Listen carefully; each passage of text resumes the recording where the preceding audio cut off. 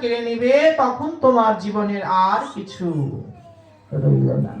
তাই তুমি তোমার এই স্বর্ণ তুমি নিয়ে যাও, আমি এই সোনা চাই না, আমি এই সোনা চাই না। তখন একেবারে ভগবান বললেন যে রোহিদাস, সবসময় কি তুমি জিতবে? আমাকে কখনো জেতার একটা বারের জন্য সুযোগ দেবে না।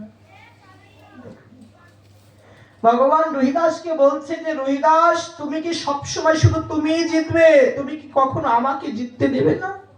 কারণ এই যে ভক্তর অধীন ভগবান, এমন ভাবে ভগবানকে ডাকছে আর এমন ভাবে ভগবানের একেবারে গুণাতীত গুণ হয়ে গেছে।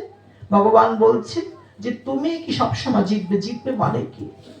এই যে ভগবানের এত কিছু ভগবান করছে, কিন্তু সবকিছুকে ফিরিয়ে দিচ্ছে, যাও শুধু তোমাকে চাই, আর কিচ্ছু চাই না, শুধু তোমাকে চাই প্রভু, তোমার নাম চাই, শুধু তোমাকে চাই, তোমার ছাড়া আর কিছু কখনো চাই না।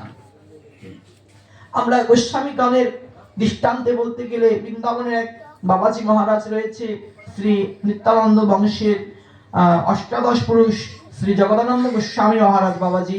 তো এই বাবাজির জীবনে বর্ণনাতে গিয়ে গোস্বামী পাদ ওখানে বলছে যে বাবাজি মহারাজ একদিন কীর্তন শ্রবণ করছে, কীর্তন একেবারে নাম শ্রবণ করছে, আলোচনা শ্রবণ করছে, একেবারে সবসময় তো ভগবানকে ডাকে, সবসময় ভগবানের জন্য কাঁদে, যখনই ভগবানের নাম করা দেয় তখনই তার দু চোখ দিয়ে একদম অশ্রু প্লাবিত হয়ে যায়।